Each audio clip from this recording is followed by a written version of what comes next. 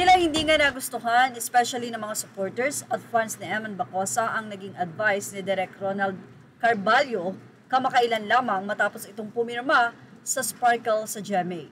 Say kasi nang nasabing, tila, basher na direktor, I am happy na pinapirma ka ng GMA Sparkle, pero good luck Eman ha, ewan ko kung mapapasikat ka ng GMA 7 bilang artista.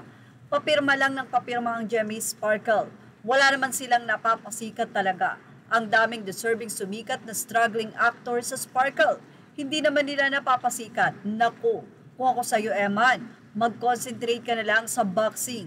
May itsura ka naman Eman, pero mas maraming mas gwapo sa'yo sa kwadra ng GMA Sparkle 7.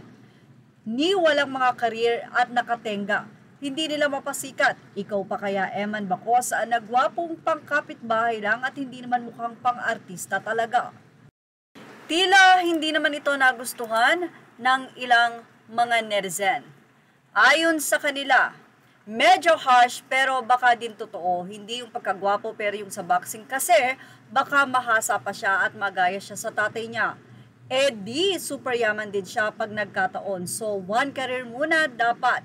Say naman ng isa, be kind dapat. Buhay niya yan, wag agad salubungin ng negative vibes yung tao. Let the people decide kung susuportahan siya o hindi. Ang isa ay sinabing, I agree. It's always better to focus on the field you're truly known for, especially boxing, which built your name and reputation. Say naman ng isa, he did not lie though. Bakit ang Sparkle ganyan? Ha ha ha ha. Ang isa naman ay sinabing, yes, maraming gwapo, pero iba ang karisma ni Eman Bacosa Pacquiao. At yan ang nakikita ng tao. May point naman daw, dapat focus na lang daw si Eman sa boxing dahil mas magiging maayos at maganda ang kanyang pangalan.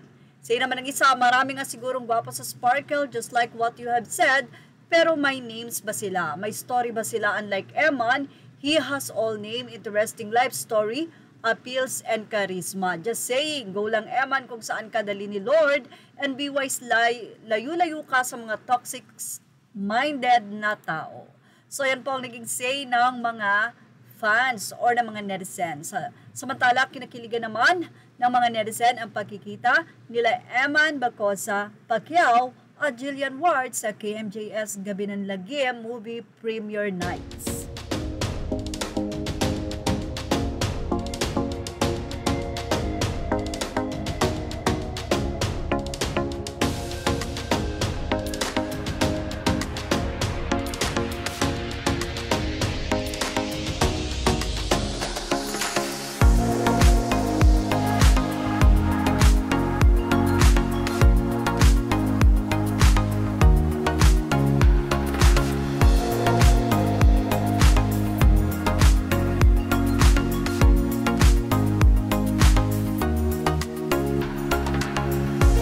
Thank you for watching. Images are all credit to the rightful owners.